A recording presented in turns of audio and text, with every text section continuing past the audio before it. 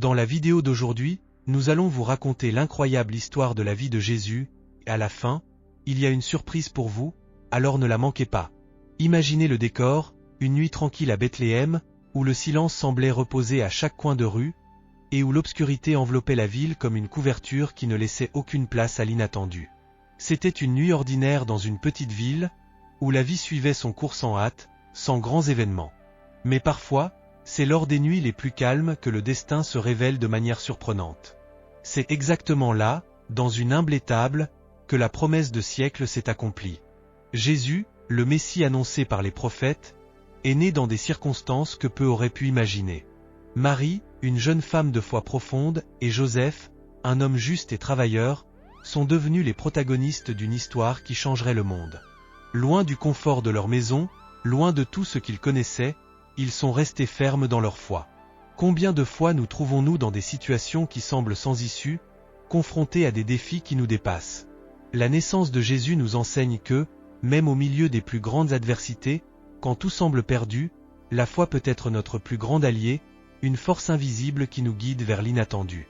Tout comme Marie et Joseph ont fait confiance, vous aussi pouvez trouver la lumière dans les moments les plus sombres. Ne sous-estimez jamais ce qui est à venir, car l'impossible n'est qu'une limite que nous n'avons pas encore dépassée. Les Écritures sacrées annonçaient depuis des générations la venue d'un Sauveur, un élu de Dieu, qui apporterait rédemption et espoir à un monde souffrant sous le joug de l'oppression. Cette promesse a été transmise avec ferveur par les prophètes, leurs paroles résonnant à travers les âges, jusqu'à cette nuit magique où la promesse s'est réalisée. Mais combien étaient vraiment prêts pour ce qui allait arriver? Combien s'attendaient à voir la grandeur se manifester dans un roi né dans des palais somptueux, entouré de richesses et de gloire? Pourtant, le Sauveur est né dans une simple étable, entouré d'animaux et enveloppé d'humilité. Cela nous pousse à réfléchir à la manière dont nous attendons souvent que la grandeur se manifeste dans la gloire, alors qu'en réalité, elle peut se révéler silencieusement, dans les choses les plus simples. Que signifie ce moment pour vous? Peut-être, tout comme ceux qui attendaient le Messie, attendez-vous aussi quelque chose de grandiose dans votre vie. La leçon à retenir ici est que, souvent, la motivation nécessaire pour surmonter les défis d'aujourd'hui se trouve dans les choses auxquelles nous nous attendons le moins. Jésus nous montre que la véritable grandeur ne réside pas dans ce que nous possédons, mais dans ce que nous sommes. La foi, dans son essence, c'est croire en ce que nous ne pouvons pas encore voir, c'est avoir confiance que les promesses se réaliseront, même si les circonstances semblent indiquer le contraire. Si ceux qui attendaient le Messie avaient perdu la foi, ils auraient manqué le plus grand événement de tous les temps. La clé réside dans le fait de ne jamais abandonner, de garder l'espoir vivant, même quand tout semble être contre nous. La force pour surmonter les obstacles commence dans l'esprit et dans le cœur, avant de se manifester dans le monde extérieur. Marie et Joseph, en affrontant les difficultés avec une confiance surnaturelle, nous offrent une puissante leçon de vie.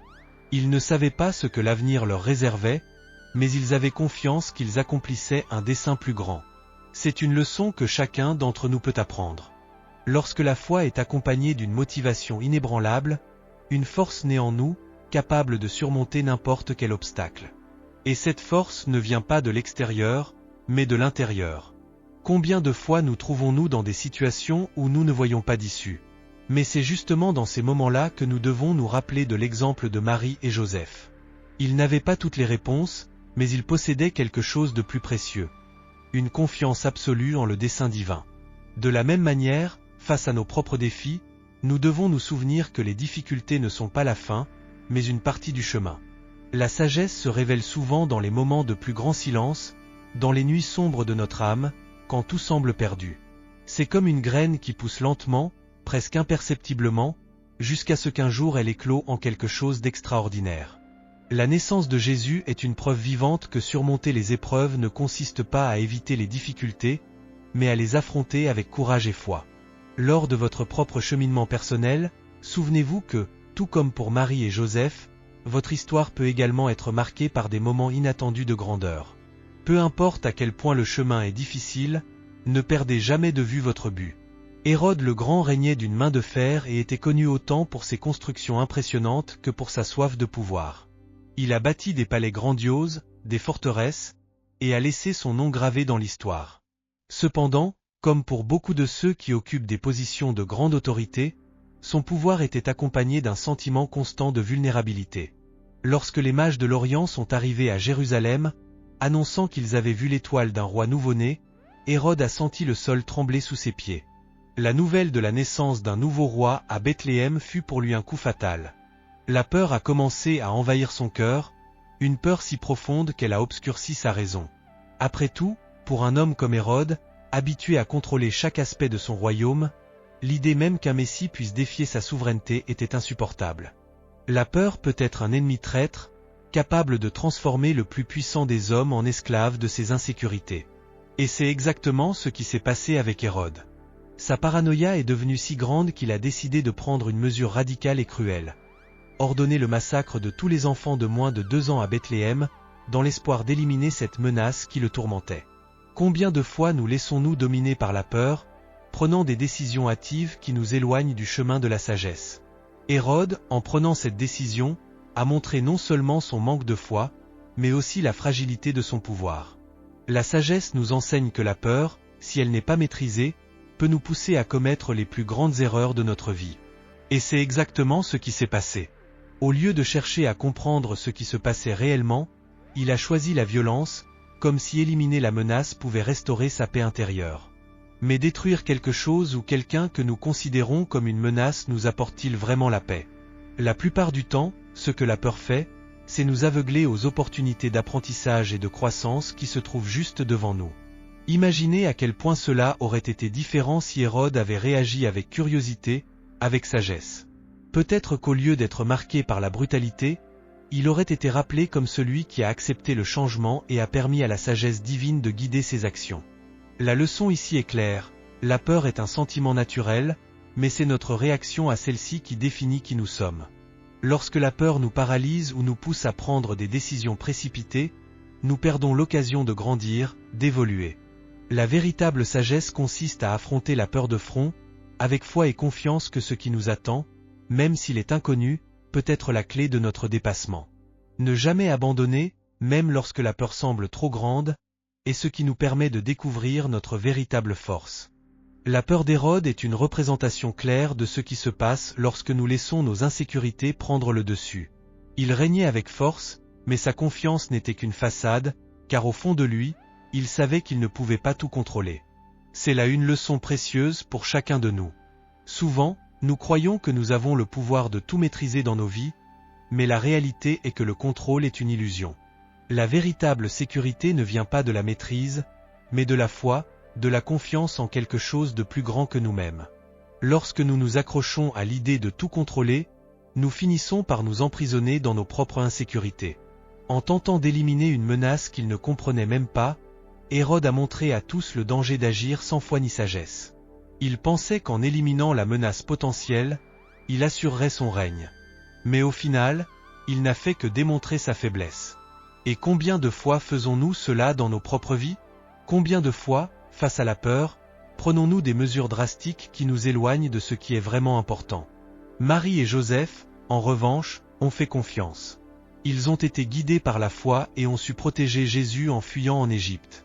Ce contraste entre la peur d'Hérode et la foi de Marie et Joseph nous montre deux façons différentes de faire face aux incertitudes de la vie. Et vous? Quelles sont les peurs qui vous empêchent d'avancer? Agissez-vous comme Hérode, en essayant de contrôler l'incontrôlable, ou apprenez-vous à faire confiance au chemin, comme l'ont fait Marie et Joseph? La véritable force commence lorsque nous cessons de tenter de contrôler chaque détail et que nous nous ouvrons à ce que la vie a à offrir. La peur n'a de pouvoir sur nous que tant que nous le permettons. Lorsque nous choisissons la foi, la peur perd sa force et la vraie sagesse commence à émerger. Ce qui est arrivé à Hérode sert de rappel que la peur, lorsqu'elle est alimentée, devient un monstre capable de dévorer tout ce que nous avons construit. Il n'a pas vu que la naissance de Jésus n'était pas une menace pour son règne terrestre, mais une opportunité pour quelque chose de plus grand, quelque chose qui transcende le pouvoir matériel. C'est la grande ironie de l'histoire. Tandis qu'Hérode tentait de garantir sa sécurité en éliminant la menace, Marie et Joseph, dans leur humilité et leur foi, protégeaient le véritable roi, celui qui allait inaugurer une nouvelle forme de règne, basée sur l'amour, la foi et la sagesse. Tout comme Hérode, nous faisons face à des moments où nous avons l'impression que quelque chose menace ce que nous avons de plus précieux. Mais contrairement à lui, nous avons le choix de la manière dont nous réagissons.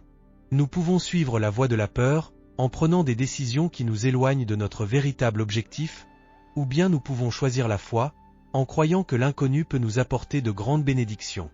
Ne jamais cesser de croire, c'est ce qui nous permet de voir au-delà de nos insécurités et de trouver la paix véritable. Dès son plus jeune âge, Jésus a démontré une sagesse qui transcendait son âge et a surpris tous ceux qui l'entouraient. À 12 ans, il possédait déjà une compréhension profonde que même de nombreux adultes, pourtant expérimentés, cherchaient encore à atteindre. Lors d'un voyage à Jérusalem pour célébrer la Pâque, un événement important dans la tradition juive, Jésus est resté au temple, loin de ses parents, discutant des Écritures avec les maîtres et les docteurs de la loi. Ce fait, en soi, était déjà surprenant. Un jeune garçon, encore en pleine jeunesse, se tenant au milieu de savants qui avaient consacré leur vie à l'apprentissage, les défiant avec des questions profondes et des réponses empreintes de sagesse. Pensez un instant. Combien d'enfants de 12 ans connaissez-vous qui pourraient faire de même? Cela nous enseigne que la sagesse n'a pas d'âge et que, si elle est nourrie par la foi, elle peut s'épanouir à n'importe quel moment de la vie. Le désir de rechercher la connaissance, de comprendre ce qui dépasse notre portée immédiate, est quelque chose que nous devons cultiver dès notre plus jeune âge, mais que nous ne devons jamais abandonner tout au long de notre chemin. Si un enfant peut surprendre le monde avec ses perceptions, imaginez ce que nous pouvons accomplir, avec nos expériences de vie, si nous cultivons cette même soif de sagesse. À 12 ans, la plupart des enfants sont encore pris dans leur jeu, apprenant les bases de la vie, explorant les premières leçons que le monde a à offrir. Mais Jésus montrait déjà une maturité qui dépassait les attentes de son époque. Au temple, il n'était pas seulement un auditeur passif des maîtres, mais il posait des questions, défiait, interprétait les Écritures avec une profondeur qui impressionnait même les érudits les plus expérimentés. Son attitude nous enseigne une leçon précieuse. Le véritable apprentissage ne vient pas seulement de l'écoute, mais du questionnement, de l'engagement actif avec le savoir. Combien de fois, dans nos vies, recevons-nous des informations sans vraiment les remettre en question, sans chercher une compréhension plus profonde? Jésus nous montre que la sagesse réside dans la quête active, dans le refus de se contenter de réponses superficielles, mais de creuser plus loin, de comprendre les racines de chaque enseignement. La foi joue un rôle essentiel dans ce processus, car c'est la foi qui nous donne le courage de questionner, d'explorer, de ne pas avoir peur de paraître inadéquat face à ce que nous ne connaissons pas encore. Après tout, la sagesse et la foi vont de pair. Sans la foi, le savoir peut devenir une simple accumulation d'informations sans but. Mais avec la foi, ce savoir se transforme en un outil puissant pour surmonter les défis, pour grandir spirituellement, émotionnellement et intellectuellement. Imaginez-vous dans ce temple, observant un enfant si jeune poser des questions qui défiaient les docteurs de la loi, offrant des réponses qui touchaient le cœur de ceux qui l'écoutaient. Cela nous amène à réfléchir sur le pouvoir de l'apprentissage continu et sur l'importance de ne jamais cesser de chercher la vérité. Jésus n'était pas là seulement pour apprendre passivement, il était là pour enseigner aussi, montrant que l'apprentissage véritable est une voie à double sens. Souvent, nous croyons que l'apprentissage a une fin, qu'une fois que nous avons atteint un certain niveau de connaissance, nous pouvons nous reposer et nous satisfaire de ce que nous savons. Pourtant, la vie de Jésus nous enseigne tout le contraire. À 12 ans, il montrait déjà que le chemin de la sagesse est sans fin. Il y a toujours quelque chose de plus à apprendre, toujours quelque chose de plus à questionner, quelque chose de plus à comprendre. C'est là le véritable esprit de celui qui cherche à se dépasser. Ne jamais se contenter, ne jamais abandonner l'apprentissage, ne jamais se contenter du minimum. Combien de fois, dans notre vie, restons-nous enfermés dans notre zone de confort, évitant d'apprendre quelque chose de nouveau par peur de l'échec ou en pensant que nous savons déjà tout ce qu'il y a à savoir? L'histoire de Jésus nous met au défi de sortir de cette zone de confort, d'embrasser la curiosité, de chercher plus que ce qui est en surface. Tout comme lui, nous pouvons nous surprendre et surprendre les autres avec la profondeur de notre compréhension, si nous sommes prêts à aller au-delà. De plus, Jésus nous montre que la connaissance ne doit pas être considérée comme une fin en soi, mais comme un moyen vers quelque chose de plus grand. Il ne cherchait pas à accumuler des connaissances pour être admiré ou reconnu, mais il utilisait sa sagesse pour transformer la vie des personnes autour de lui. C'est un grand exemple de la manière dont nous devrions aborder l'apprentissage. Il ne suffit pas seulement d'acquérir des informations. Nous devons les appliquer dans notre vie quotidienne, transformant cette connaissance en sagesse pratique. Combien de fois lisons-nous des livres, assistons-nous à des conférences, acquérons-nous de nouvelles compétences, mais sans les appliquer dans notre vie. La sagesse consiste à mettre en pratique ce que nous apprenons. Et c'est l'une des leçons les plus importantes que Jésus nous a laissées. Il ne se contentait pas de comprendre les Écritures, il vivait selon elles. Il enseignait par l'exemple, montrant que la véritable sagesse se manifeste dans des actions concrètes, dans des gestes quotidiens, dans les petits actes qui font une différence. Cet événement dans la vie de Jésus nous enseigne que la quête de la connaissance est une aventure sans fin. À 12 ans, il montrait déjà une curiosité insatiable, un profond désir de comprendre le monde et son rôle en son sein. C'est une leçon que nous devons appliquer à nos propres vies. Nous ne devrions jamais nous satisfaire de ce que nous savons déjà, mais toujours chercher à en savoir plus, à apprendre davantage, à questionner davantage. Cette curiosité, cette soif de savoir, est ce qui nous permet d'atteindre des niveaux de compréhension que peu osent atteindre. Combien de fois vous êtes-vous déjà trouvé à éviter d'apprendre quelque chose de nouveau parce que vous pensiez que c'était trop difficile? Ou parce que vous croyiez déjà savoir suffisamment? La vérité est que l'apprentissage est la clé de la surpassement de soi. Lorsque nous arrêtons d'apprendre, nous cessons de grandir. Lorsque nous cessons de poser des questions, nous arrêtons d'évoluer. Jésus nous montre que le savoir est un cadeau, mais ce cadeau ne devient complet que lorsqu'on l'applique à sa vie et qu'on le partage avec les autres. Tout comme il l'a fait dans ce temple, vous pouvez aussi utiliser la connaissance pour transformer non seulement votre vie, mais aussi celle de ceux qui vous entourent. À 30 ans, Jésus a commencé une mission qui allait changer à jamais le cours de l'histoire de l'humanité. Son ministère a débuté humblement, sans grand tapage, mais il s'est rapidement transformé en un mouvement puissant, attirant des foules de toutes parts. Ce qui est intéressant, c'est qu'il n'a pas choisi ses disciples parmi les riches, les puissants ou les influents de l'époque. Au contraire, ses disciples étaient des personnes ordinaires, comme des pêcheurs, des collecteurs d'impôts et d'autres travailleurs du quotidien. Des hommes simples, qui, aux yeux du monde, n'avaient ni importance ni statut. C'est précisément là que réside l'une des plus grandes leçons des débuts du ministère de Jésus. La véritable transformation ne se limite pas aux élites, mais peut se produire partout, chez n'importe qui, à condition que cette personne ait un cœur ouvert à l'apprentissage et à la croyance. Jésus voyait au-delà des apparences, au-delà des circonstances, et percevait le potentiel latent en chacun de ces hommes. Cela nous pousse à réfléchir à nos propres vies. Combien de fois cessons-nous de croire en nous-mêmes parce que nous pensons ne pas être assez bons? Mais Jésus nous montre que la grandeur réside dans les petites actions du quotidien, dans les choix que nous faisons chaque jour, et que la sagesse et la réalisation de soi viennent de ces décisions simples mais cohérentes. Le secret est de ne jamais cesser de croire que nous sommes capables de plus, que nous sommes appelés à quelque chose de plus grand.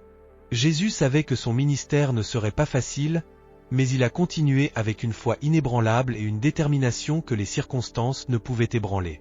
Il a commencé à prêcher sur le royaume de Dieu, partageant un message qui allait à l'encontre de nombreuses croyances établies de l'époque.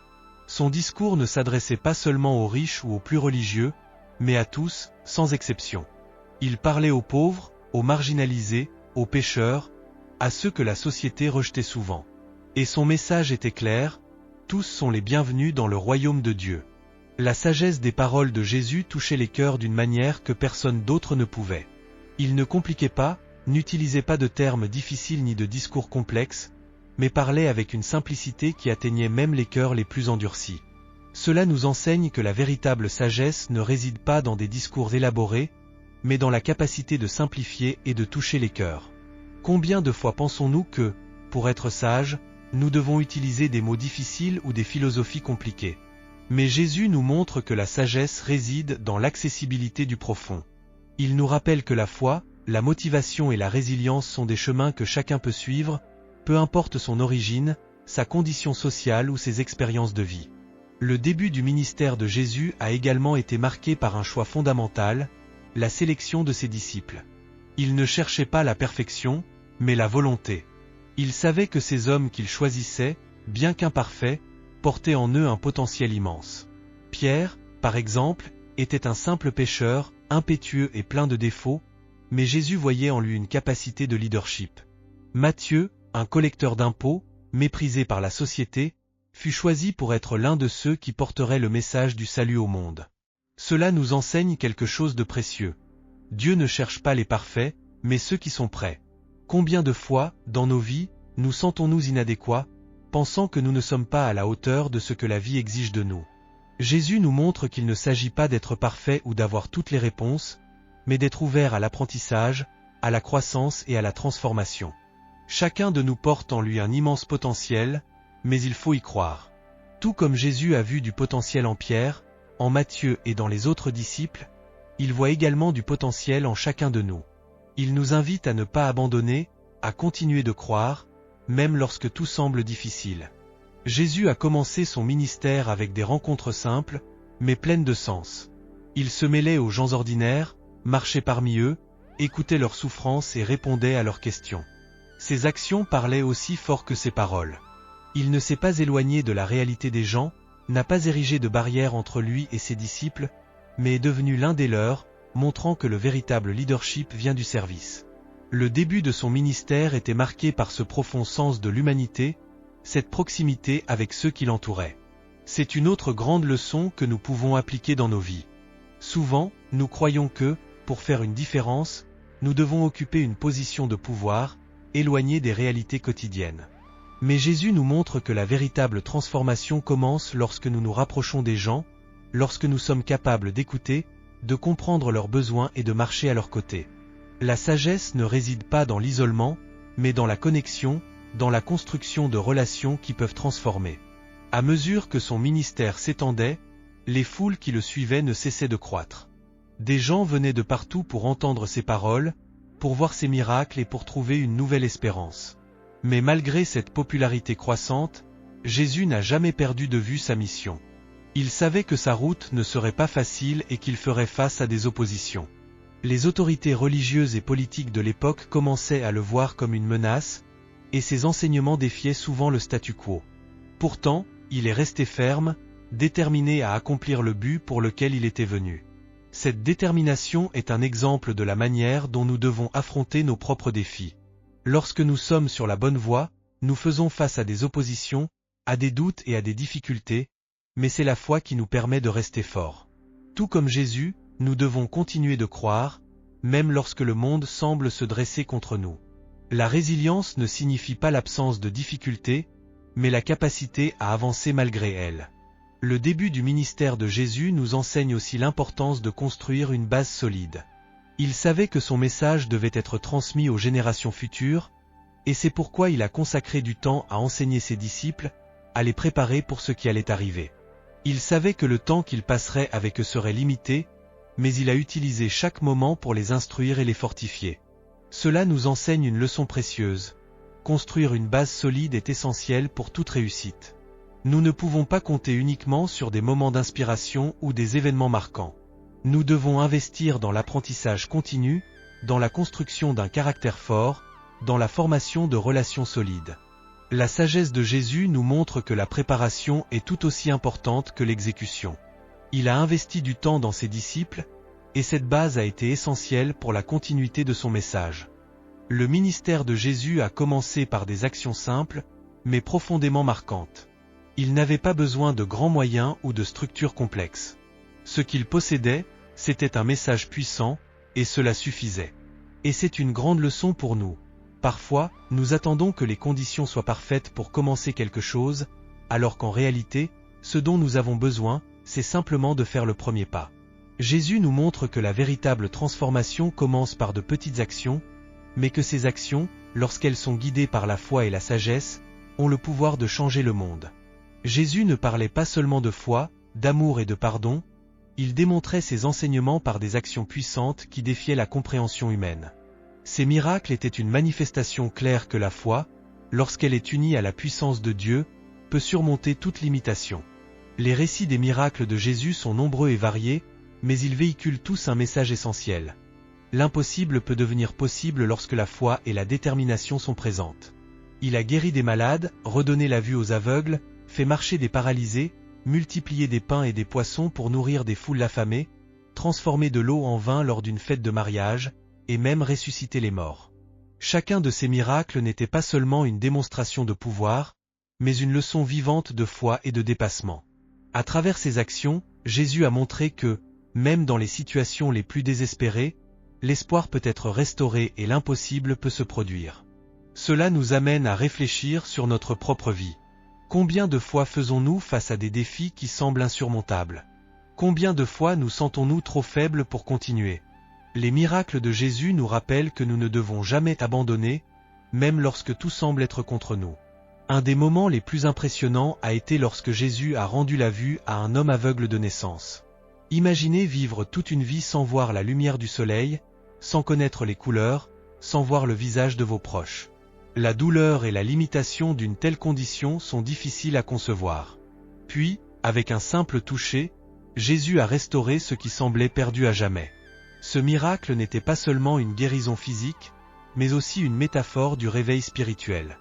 Souvent, nous avançons dans la vie aveugles aux possibilités que Dieu place devant nous, aveugles à notre propre potentiel. Tout comme Jésus a ouvert les yeux de cet homme, il nous appelle à ouvrir les yeux de notre âme, à voir au-delà des limitations que nous nous imposons. Combien de fois ne réalisons-nous pas que la solution est à notre portée, mais sommes-nous freinés par notre propre manque de vision? La foi, comme Jésus nous l'enseigne, ce n'est pas seulement croire en ce que nous pouvons déjà voir, mais croire en ce qui ne s'est pas encore révélé. Un autre miracle impressionnant fut la multiplication des pains et des poissons. Avec seulement 5 pains et 2 poissons, Jésus a nourri une foule de plus de 5000 personnes. Ce miracle nous enseigne quelque chose de profond sur l'abondance et la générosité. Souvent, nous nous sentons limités par le peu que nous avons, pensant que ce n'est pas suffisant pour combler nos besoins ou aider les autres. Mais Jésus, à travers cet acte de multiplication, nous montre que la véritable abondance vient de la foi. Lorsque nous offrons le peu que nous avons à Dieu, il a le pouvoir de le transformer en beaucoup. Ce miracle est une leçon vivante que, même lorsque nous croyons ne pas avoir assez, Dieu peut pourvoir. Et cela s'applique à tous les aspects de notre vie. Notre temps, nos ressources, nos talents. Combien de fois évitons-nous d'agir parce que nous pensons ne pas avoir assez à offrir? L'exemple de Jésus nous montre qu'avec la foi, le peu devient beaucoup, et que nous ne devons jamais sous-estimer ce que nous pouvons accomplir lorsque nous plaçons notre confiance en quelque chose de plus grand. La résurrection de Lazare, un autre miracle grandiose, montre que même la mort n'est pas une limite pour la puissance de Dieu.